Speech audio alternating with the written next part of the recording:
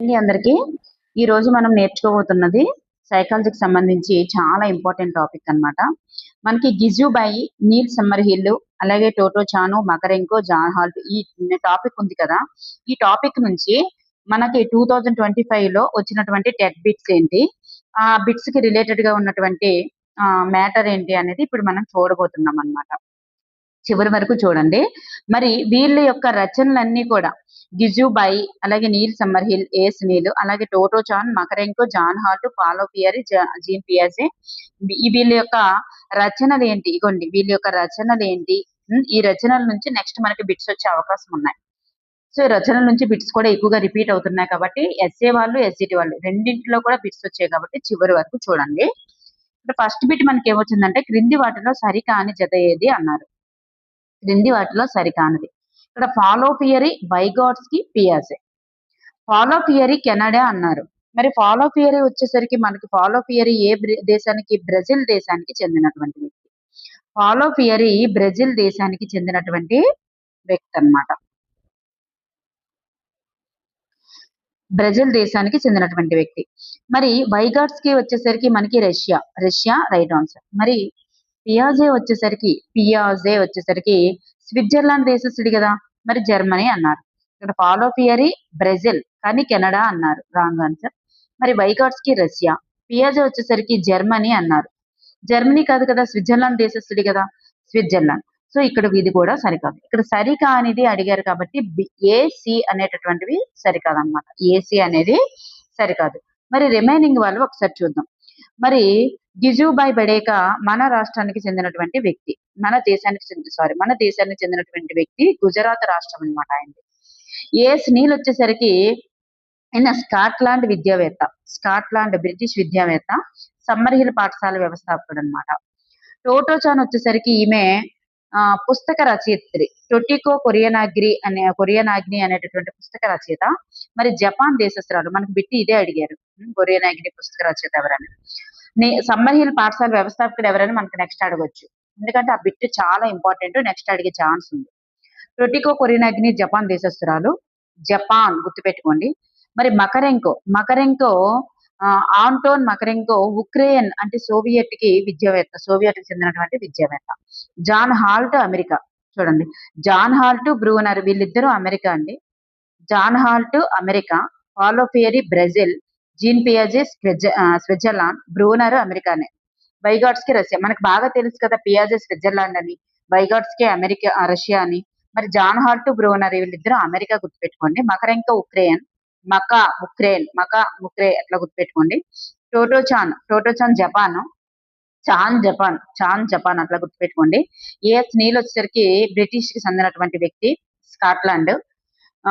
మరి గిజుబాయి మన దేశానికి చెందినటువంటి వాళ్ళు, ఇండియాకి చెందినటువంటి వాళ్ళు. నెక్స్ట్ వన్, గిజుబాయి పాఠశాల ఉపాధ్యాయుల యొక్క లక్షణాలు, ఉపాధ్యాయ బోధనకు విలువైనటువంటి సూచనలు, ఉపాధ్యాయులకు బోధనకు అవసరమైనటువంటి విలువైన సూచనలు మరియు పాఠశాల ఉపాధ్యాయుల లక్షణాల గురించి వివరించడం జరిగిందండి. మరి నీల్ సమ్మర్హిల్ వచ్చేసరికి, నీల్ అనేటటువంటి వ్యక్తి పేరు, సమ్మర్హిల్ అనేది పాఠశాల పేరు. నీల్ అనేది వ్యక్తి పేరు, స్కాట్లాండ్ దేశస్థుడు. సమ్మర్హిల్ అనేది పాఠశాల పేరు. అయితే తల్లిదండ్రులు పిల్లల యొక్క బంగారు భవిష్యత్తుపై ఆంక్షలు విధించకూడదు. వాళ్ళు సృజనాత్మకత శక్తి కలిగి ఉంటారు. సహజ లక్షణాలను, ప్రతిభను వాళ్ళు కలిగి ఉంటారు కాబట్టి వాళ్ళకి విలువిస్తే వాళ్ళంతటి వాళ్ళే నేర్చుకుంటారని చెప్తాడన్నమాట సమ్మర్హిల్. మరి టోటో చాన్ టోమా పాఠశాల వచ్చేసరికి హింస లేని పిల్లలకు పూర్తి స్వేచ్ఛనిస్తే, హింస లేకుండా ఉండాలి, పిల్లలకు పూర్తి స్వేచ్ఛ ఇస్తే వాళ్ళే నేర్చుకుంటారని చెప్తాది. మకరెంకో వచ్చేసరికి పాఠశాల విద్యలో ప్రజాస్వామ్య భావనలు ఉండాలని చెప్తారు. పాఠశాల విద్యలో ప్రజాస్వామ్య భావనలు మకరెంకో.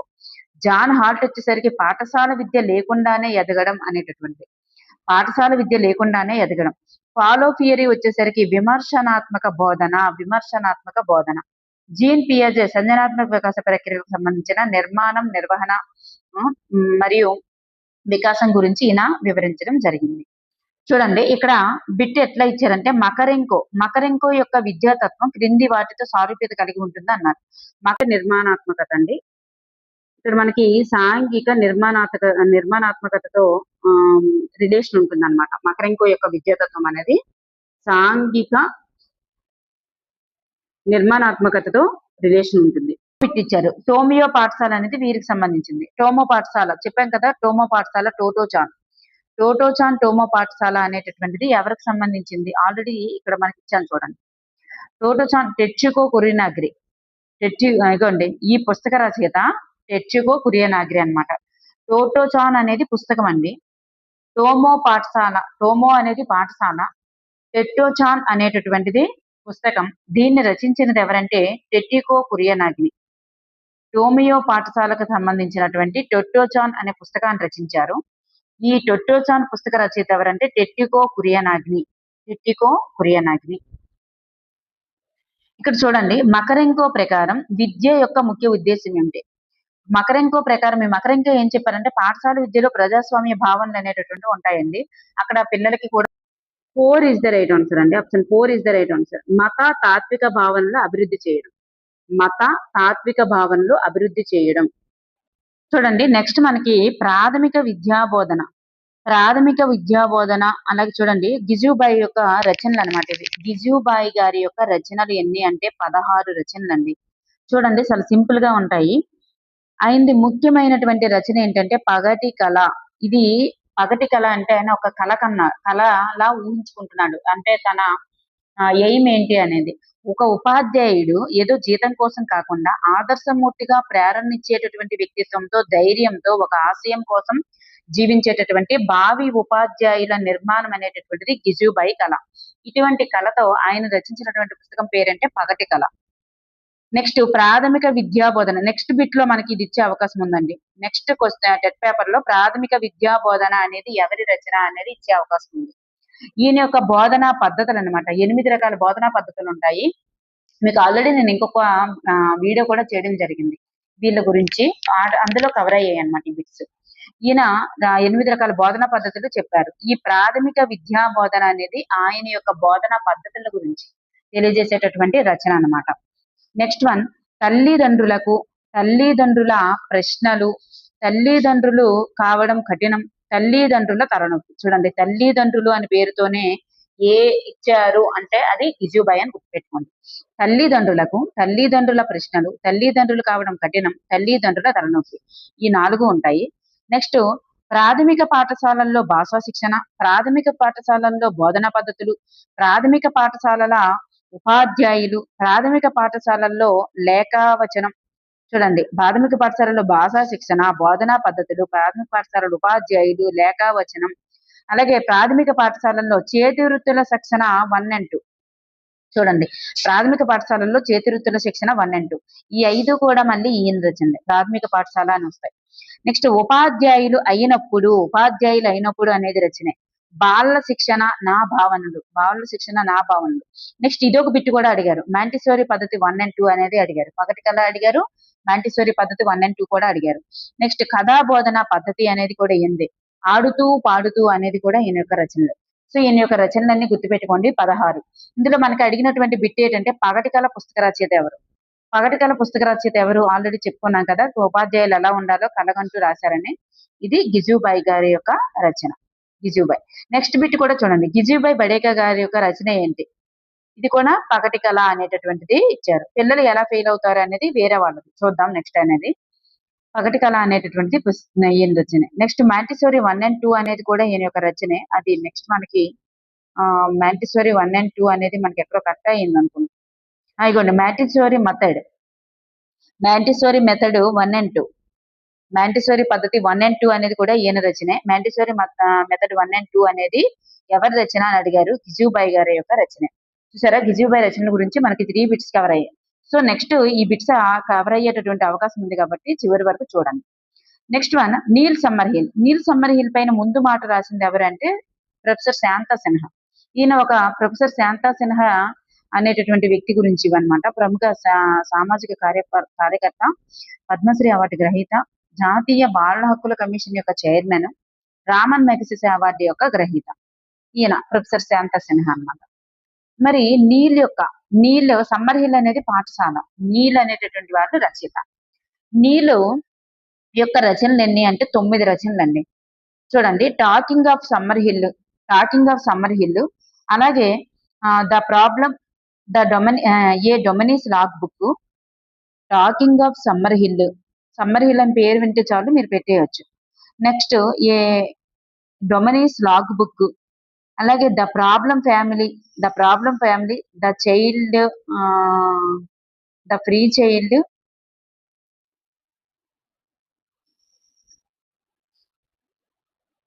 The problem family, the free child, స్వీయ చరిత్ర. చూడండి, the problem family, the problem teacher, the free child, the problem parent, ఇది అంతా ఒకటే. అలాగే స్వీయ చరిత్ర, ద లాస్ట్ మ్యాన్ అలైవ్, అలాగే హార్ట్స్ నాట్ హెడ్స్, హృదయం అనేది మెదడులో ఉండదు. Talking of summer school, a Dominie's log book, a problem family, a problem teacher, the free child, the problem child, the problem parent. ఇవి చూడండి ఒకలా ఉన్నాయన్నమాట కొంచెం. స్వీయ చరిత్ర, ద లాస్ట్ మ్యాన్ అలైవ్, ఇవన్నీ కూడా ఈయన యొక్క రచనలు అన్నమాట. Next one టోటోచాన్. టోటోచాన్కి వచ్చేసరికి టెట్టికో కొరియనాగిని అనేటటువంటి రచయిత అనమాట. టోటోచాన్ యొక్క రచయిత ఎవరంటే టెట్టికో కొరియనాగిని. టోమో అనేటటువంటిది టోమో అనే పాఠశాల గురించి టోటోచాన్ అనేటటువంటి రచనను రచించారు. ఎవరు రచించారు ఈ పాఠశాల గురించి? టెట్టికో కొరియనాగిని అనేటటువంటి రచయిత రచించారు. దీన్ని అనువాదం చేసిన వారు ఎవరు? వాసిరెడ్డి సీతాదేవి అనువాదం చేశారు. ప్రచురణ ఈ టెట్టికో కొరియనాగిని అనేటటువంటి వాళ్ళు జపాన్ చెందినటువంటి వ్యక్తి. ఈ జపాన్ భాషలో రచించినటువంటి దాన్ని వాసిరెడ్డి సీతాదేవి గారు తెలుగులోకి అనువాదం చేశారు. ప్రచురణ National Book Trust India. Next one Makarenko రచనలు. వచ్చేసరికి చూడండి, posh march of 30th year, FD1, the pedagogical poem, the book for parents, honour, flag of towers, అమ్మా నాన్నలకు, అల్లరి పిల్లలతో అద్భుత మార్పులు, technique of the organisation of education process, lectures about solutions of children. చూడండి, lectures about solutions of children, technique of the organisation of education process, అల్లరి పిల్లలతో అద్భుత మార్పులు. ఇది ఇంపార్టెంట్ అండి, నెక్స్ట్ ఇచ్చే అవకాశం ఉంది. అల్లరి పిల్లలతో అద్భుత మార్పులు అనేది ఎవరి రచన? ఎవరిదని చెప్పుకున్నా మకరెంకో గారి యొక్క రచన అన్నమాట. Next pope March of the 30th year, అలాగే FD1, the pedagogical poem, the book of parents, honour, flag of towers, అమ్మా నాన్నలకు, అల్లరి పిల్లలతో అద్భుత మార్పులు ఈ రెండు. నెక్స్ట్ ఓకేనండి. జాన్ హాల్ట్, విద్యకు బదులుగా పిల్లలు చక్కగా చేసేందుకు సహాయపడే మార్గాలు అనేది ఈయన రచనే. ఆలోచించండి, పాఠశాల విద్య లేకుండా ఎదగడం సాధ్యపడుతుందనే భావనతో మీరు ఏకీభవిస్తారా? ఇది రచనే. పిల్లలు నేర్చుకోవడంలో ఎలా విఫలమవుతారు? చూడండి, పిల్లలు ఎలా ఫెయిల్ అవుతారు అనేది ఎవరి రచన అంటే జాన్ హాల్ట్ గారి యొక్క రచన. ఓకేనండి, జాన్ హాల్ట్ గారి యొక్క రచన. పిల్లలు ఎలా నేర్చుకుంటారు అనేది జాన్ హాల్ట్. తక్కువ సాధన పాఠశాల, సోమవారం నేనేం చేస్తాను, స్వేచ్ఛ మరియు అనంతరం బాల్యం నుండి పరారి, పిల్లల అవసరాలు మరియు హక్కులు.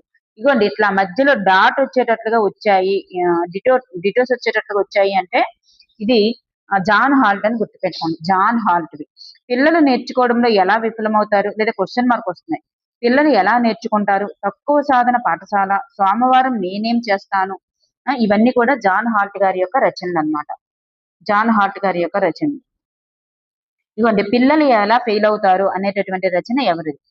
పిల్లలు ఎలా ఫెయిల్ అవుతారు అనేటటువంటి రచన ఎవరిది అంటే జాన్ హాల్ట్ గారిది అనమాట. జాన్ హాల్ట్ గృహంలో చదువు చెప్పడం అనేటటువంటి పద్ధతిని ప్రతిపాదించి అమలుపరిచారు. అంటే పాఠశాలకు వెళ్ళవసరం లేదు, గృహంలో చదువు చెప్పడం అనే పద్ధతిని ప్రతిపాదించారు. అమెరికాలో మొట్టమొదటి గృహ విద్య న్యూస్ లెటర్, పాఠశాల విద్య లేకుండా ఎదగడం అనేటటువంటి దాన్ని ప్రారంభించారు అనమాట. నెక్స్ట్ వన్ ఫాలో ఫియరీ వచ్చేసరికి అణగారిన వర్గాల బోధనా శాస్త్రం, విముక్తి విద్య. చూడండి, ఫాలో ఫియరీ గురించి మనకు ఒకటి బిట్ ఇచ్చారు.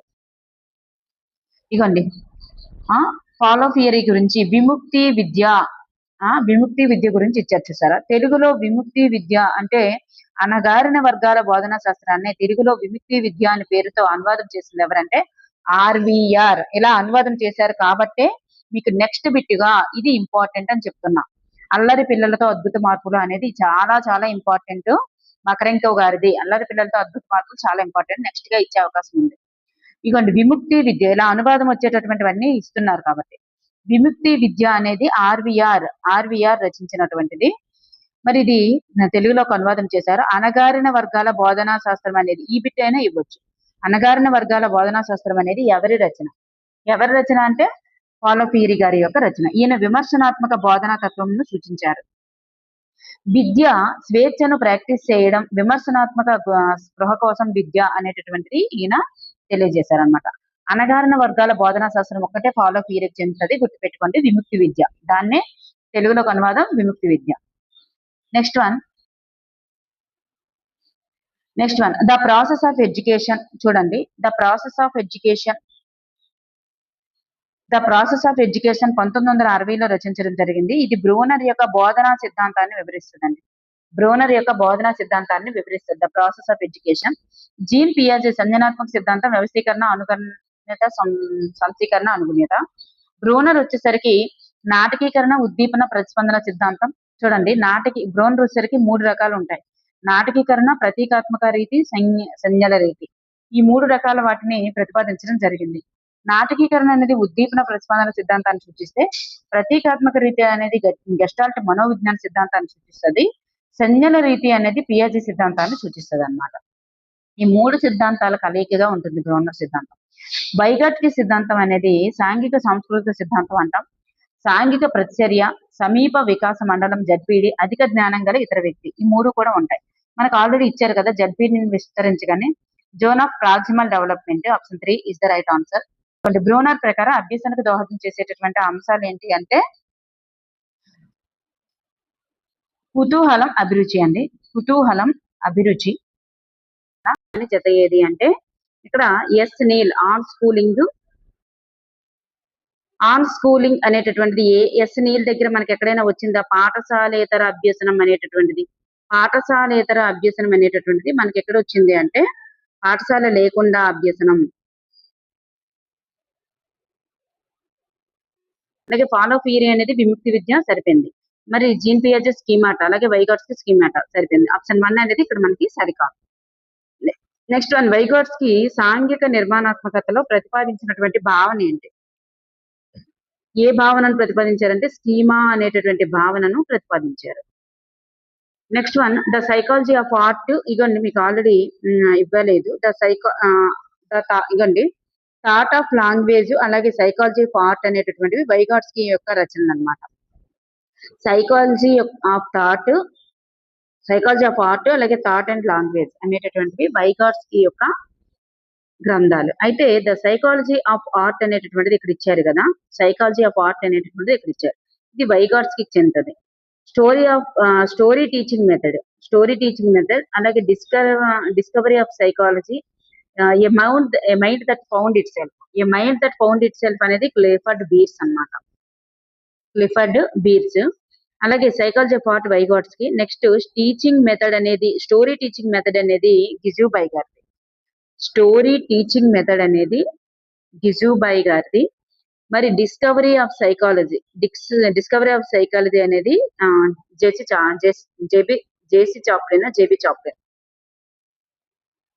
జేబీ చాప్లిన్ గారిది. సో ఇక్కడ మనకి ఈ బిట్స్ అన్ని కూడా కవర్ అవ్వడం జరిగిందండి.